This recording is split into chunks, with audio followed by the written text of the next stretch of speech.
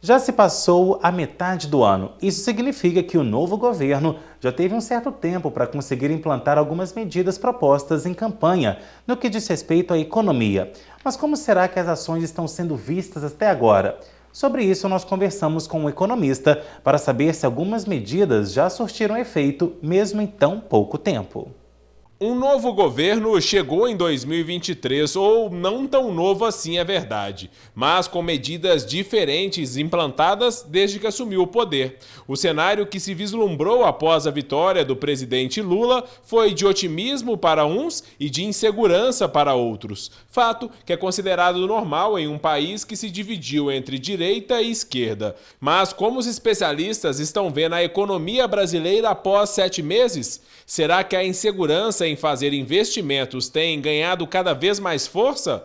Ou o país tem se fortalecido em geração de emprego e igualdade de oportunidade para os considerados mais desfavorecidos? Esses primeiros meses foi um período que o próprio governo, a própria sociedade estava procurando entender. Poxa, as entregas da campanha vão ser realizadas, os problemas de fato que foram apontadas e eram propostas soluções, de alguma forma, vão ser concretizadas? Bom, esses primeiros 6 meses a gente viu um movimento do governo, né?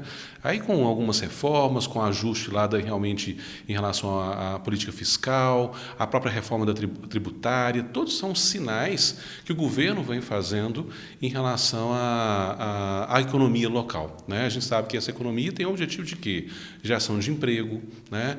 E realmente uma melhora das condições sociais das pessoas. Então, esses primeiros 6 meses, né, do primeiro semestre de 2023, eles realmente vêm revelando como que o governo vai tratar, né?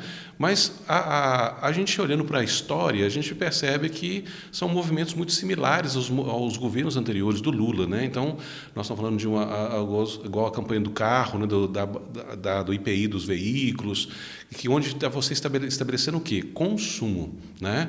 E a gente tem um problema muito sério na produção, né? E produção precisa de juros baratos, precisa de condições de investimento, um custo do Brasil mais adequado para que a indústria possa produzir. E indústria produzindo, existe emprego, né? E emprego tendo a necessidade que as pessoas têm de depender de políticas sociais do governo, reduz. Então a gente vê esse movimento. Na minha opinião, como economista, eu vejo como positivo esses primeiros 6 meses, porque existe esse movimento, né, de tentar realmente buscar construir soluções. Para o futuro, ele acredita que ainda é complexo fazer um levantamento de algo, pois está muito cedo, principalmente porque o cenário mudou da época em que Lula governou pela primeira vez. Para Ruperto, as próximas etapas serão de articulação. Nós estamos falando de pós-pandemia, nós estamos falando de uma economia mais digitalizada, uma economia onde se busca realmente descentralizar a produção industrial, né, que a pandemia, ela de alguma forma, ela começou a fazer, por que tudo produz na China, né? E aí você percebe que com a pandemia você não tem produto, não chega na ponta. Então, provavelmente, existe um movimento de descentralização da indústria. Então, assim, dólar mais alto, igual você falou, nós temos uma economia argentina aqui com problemas muito sérios, um mundo com guerra, então, que tem um contexto muito grande. Agora, o desafio realmente do governo hoje é essa articulação, né, para realmente continuar avançando em reformas.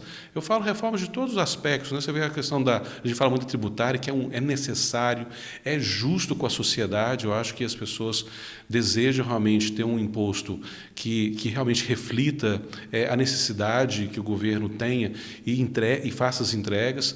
Mas nós estamos falando também da educação, da segurança, né, que foram temas também que foram muito abordados no primeiro semestre e que ainda precisa de um amadurecimento das articulações políticas para que as políticas públicas se consolidem.